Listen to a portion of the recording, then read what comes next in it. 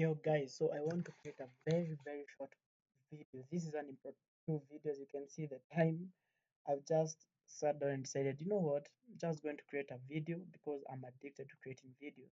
Now, we are going to do a full-on market analysis on my best pair, which is gold. I'm going to show you the trade in which I entered, and I'm going to do a continuation on Monday's trade. Remember um Monday's video.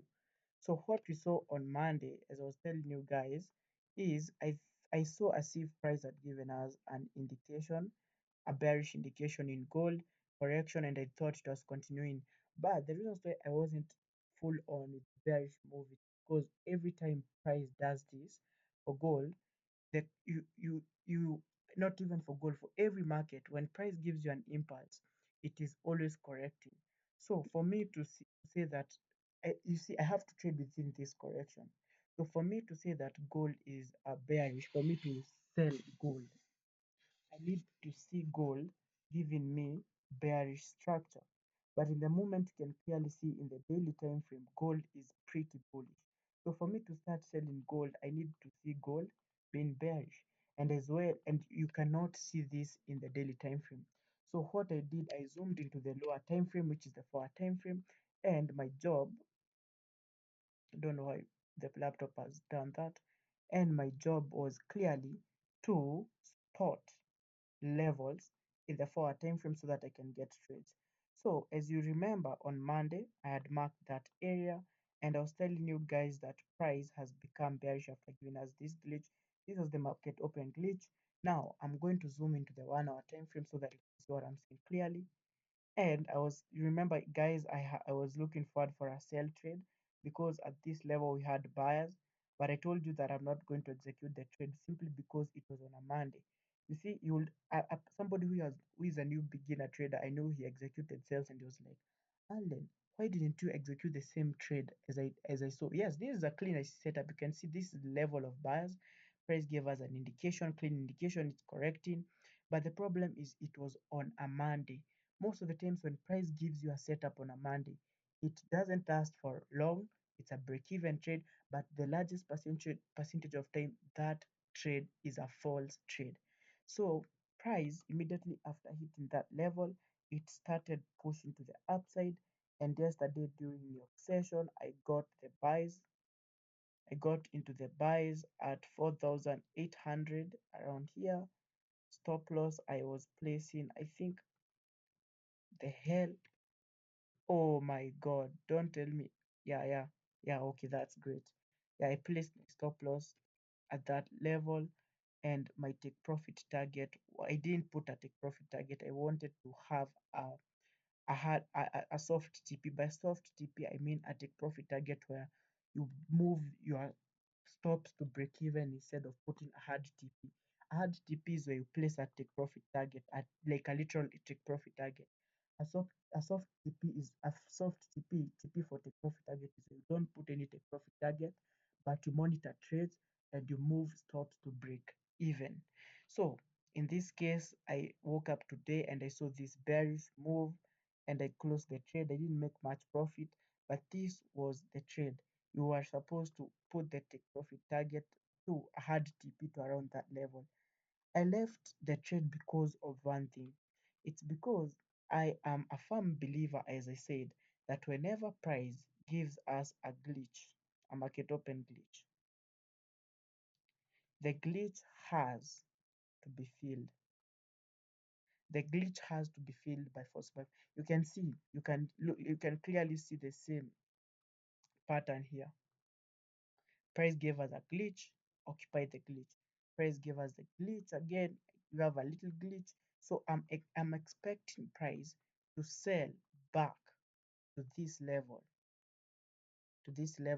then we'll have a new high formed. But at the same time, I need to have my level of sellers. What do I mean by my level of sellers? By my level of buyers.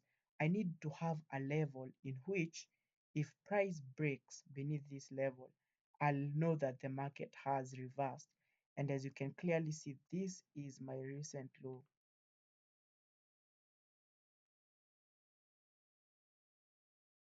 This is my recent low. This is my level of buyers. So I want to monitor price at that level.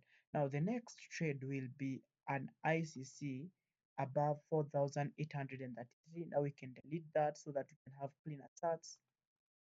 Then we are going to place an alert, going to add alert.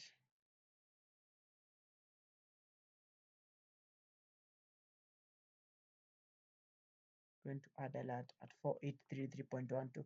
So that is what I'm going to do, but I'm anticipating gold to sell to this level. I'm not going to do an analysis on the rest of the markets because this was just I would like to say an impromptu analysis on the market. I wasn't supposed to do it. Though, in the meantime, let me just do the analysis. I'm going to do another one tomorrow during your session. As you can clearly see, oil is in an accumulation. This is why gold is behaving the way it's behaving. This is why gold is behaving the way it's behaving. You can see gold is in an accumulation too because we don't have a clean move on oil. I want to see oil give me an indication beneath this level, correction and continuation. An indication beneath 87 will be a powerful significant it will be a powerful sign that oil is going to target $80. So for that $7 margin, gold is going to move a lot. And if oil continues pushing to the downside, we are going to see Nasdaq and gold move up. Now, there's something I've noticed about oil. Oil is like the it's like the base currency. It's like oil is influencing how the rest of the markets move. So in this situation, you can clearly see that oil is accumulating. Sindio? But when you look into Nasdaq, you notice something pretty weird. Nasdaq is giving us ballistic moves to the upside while oil is accumulating. Now, the way gold is behaving the way it should behave. Oil is accumulating, so I'm just going to accumulate in the opposite direction. But as you can clearly see, this is moving the opposite direction of the correction. So if we start seeing bullish push to the upside and oil is selling, we'll just execute buys. But you can see clearly, oil is accumulating, but Nasdaq is pushing to the upside. What do I mean? Nasdaq, as you can see, it has reached an all-time highs.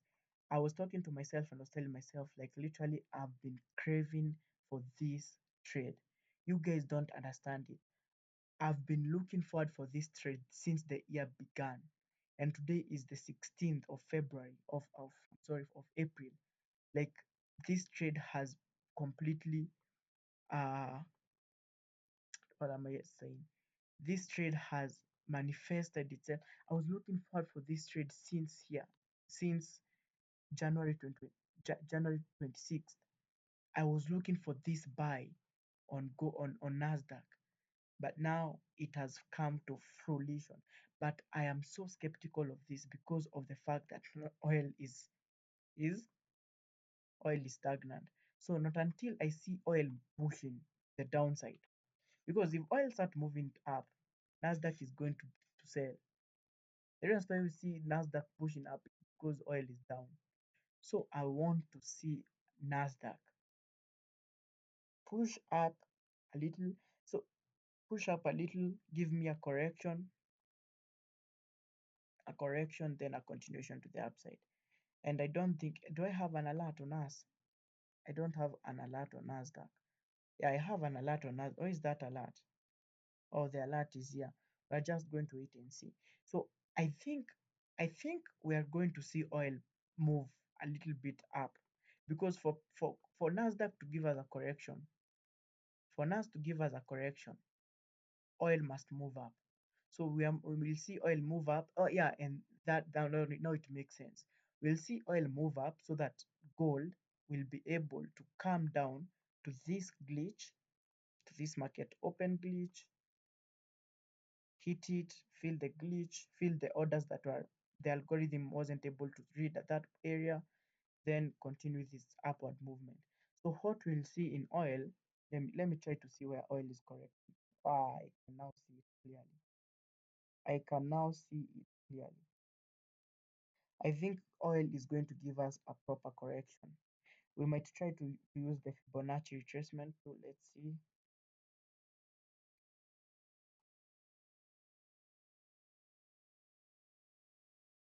Now oil is in the golden zone. So I can't speculate, but I think I still have the conviction that oil is going to give us a proper correction. Maybe it's going to correct that level. I don't know, and then we are going to have a powerful sell off because now these lower highs must break beneath 87. If it fails to, now we'll be in another loop of constant accumulations. But that has to happen so that Nasdaq will sell and gold will sell to the glitch to give us a buy setup. Bitcoin. So Bitcoin gave us an indication above 748885.43. It corrected and it has moved back above this level, but I've not executed this trade. It's because I am purposely creating excuses of not executing this trade. I'm purposely doing that because this is a clean trade. This is a very clean trade. You can even see the candlestick is bullish. But my excuse is we're not in the best session. So I'm purposefully creating an excuse of itself so that I won't execute the trade. Let's try to find if I execute that trade, where will be my take profit target? Yeah, I can see it. This will be my first take profit target. Yeah, so I'm just going to purposefully ignore that trade. See, you can clearly see price has reached that level. It has bounced down, giving us a low high. So I just purposely ignore that trade. Yeah. So guys, I think that was an extremely long video. Have a good night. May God bless you all. Peace.